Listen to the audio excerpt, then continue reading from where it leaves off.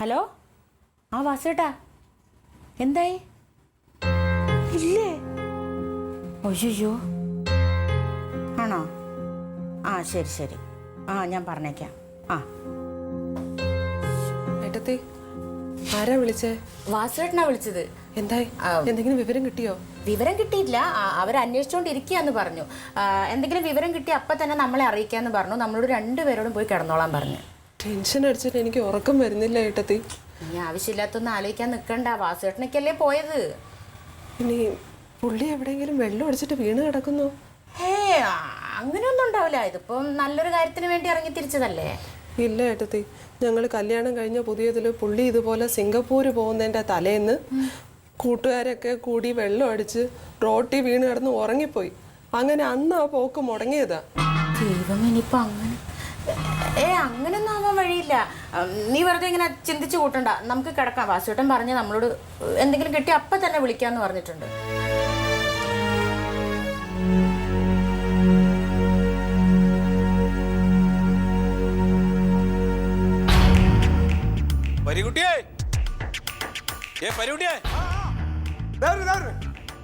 എന്തായി?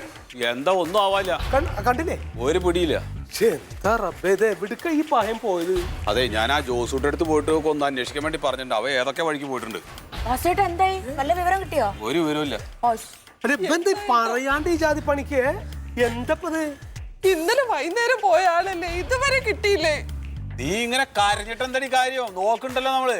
എന്ത് നോക്കാനാ ഏട്ടൻ, ഇത് എന്തുവാ കാണിക്കുന്നേ? അല്ല, നിങ്ങൾ ഫോണിലൊക്കെ വിളിച്ചു നോക്കി ഒന്ന്. ഫോണിൽ വിളിച്ചിരുന്ന് എടുക്കണില്ലാന്നേ, ഫോൺ എടുക്കണ്ടേ?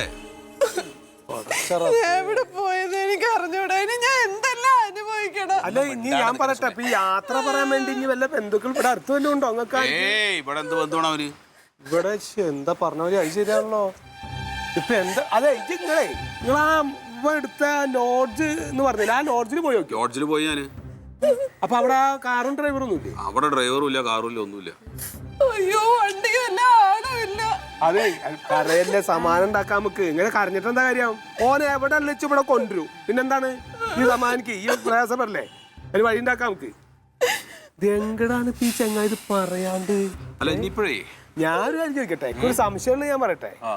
ഈ ചങ്ങായി എങ്ങാനും ഇപ്പൊ ഇന്നലെ പോയിട്ട് ചെറിയൊരു ആർട്ടിസ്റ്റിന്റെ പരിപാടി ഉണ്ടല്ലോ, അപ്പൊ അതെങ്ങാനും നീ പോണ സന്തോഷത്തിലെങ്ങാനും കുടിച്ച് ആ ഡ്രൈവറായിട്ട് കുടിച്ച് കിടന്ന് നേരം വെളുത്ത് എണിച്ചപ്പോ ഈ നേരമായില്ലേ, നേരം വൈകിയപ്പോ പാസ്പോർട്ടും ഇതൊക്കെ കയ്യിലുണ്ടല്ലോ, ഉള്ള പാസ്പോർട്ട് എടുത്ത് നേരെ മലേഷ്യക്ക് കിട്ടുണ്ടാവോ?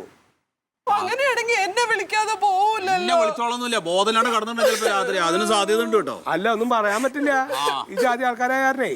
ചിലപ്പോ അങ്ങനെ ആവാനും മതി. നീ കയറി അല്ല വിളിച്ചു പറയില്ല എന്നാൽ. അല്ല അല്ല അത് ഒരു കാര്യം ചെയ്യാം നമുക്ക്.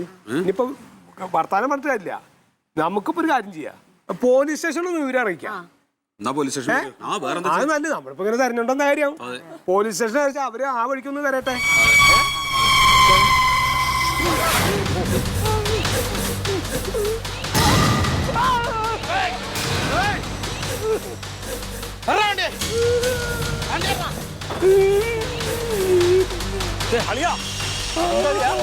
എന്താണ്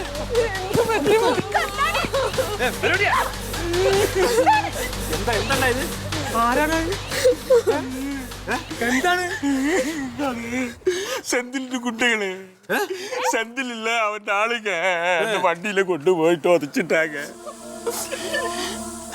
ഞാൻ ഇന്നലെ നൈറ്റില് என் டிரைவர் இருந்ததில்ல மேகநாத், அவன் மூணு கழிச்சு வந்து அறிய பண்ணிட்டு ரூமிலிச்சு போய் அந்த டைமில் இந்த செந்தில் குண்டகள் வந்து என் பெட்டியும் பாஸ்போர்ட்டும் എന്നെ എല്ലാം വണ്ടിയിൽ തൂക്കിയിട്ട് രാത്രി മുഴുവൻ വണ്ടിയിലിട്ട് ഡബാർ ഡബാർ ഓനെങ്ങനെ അറിഞ്ഞിട്ട് അവിടെ ഉള്ളത്?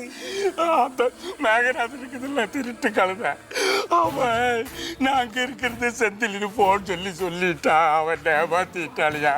എന്റെ ആളിയാ, നിന്നോട് ഞാൻ അന്ന് പറഞ്ഞതല്ലേ, ആ 3 സെന്റ് വിറ്റ സമയത്ത് സെന്തിലിന്റെ പൈസ കൊടുക്കുന്നത്. എന്താ നീ അത് ചെയ്യാതിരുന്നത്? അത് നാം മലേഷ്യയിൽ പോയിട്ട് കാസുകാരനായിട്ട് വന്നിട്ട് കൊടുക്കാന്ന് കരുതിയിട്ടല്ലേ അളിയാ കൊടുക്കാതിരുന്നു. ഇനിയിപ്പോ മലേഷ്യ പോക്ക് നടക്കുമോ? അത് മുടങ്ങിയില്ലേ? ഇല്ല, ഞാൻ പാസ്പോർട്ടെല്ലാം അവർക്ക് ഇട്ടിരിക്കുന്നത്. അവർക്ക് പൈസ കൊടുത്താ സെന്തിലിന്റെ ആൾക്കാർ പാസ്പോർട്ട് തരും അളിയാ. എന്താണ് ഇനിയിപ്പോ എന്ത് ചെയ്യൂ? ഇനി ഞാനേ അളിയൻ പറയുന്ന മാതിരി കേട്ട് അളിയന്റെ കൂടെ വേല ചെയ്ത് ഇங்கே തങ്ങിക്കിற അളിയാ. ഇങ്ങ തങ്ങലും പിടിക്കലൊന്നും നടക്കില്ല.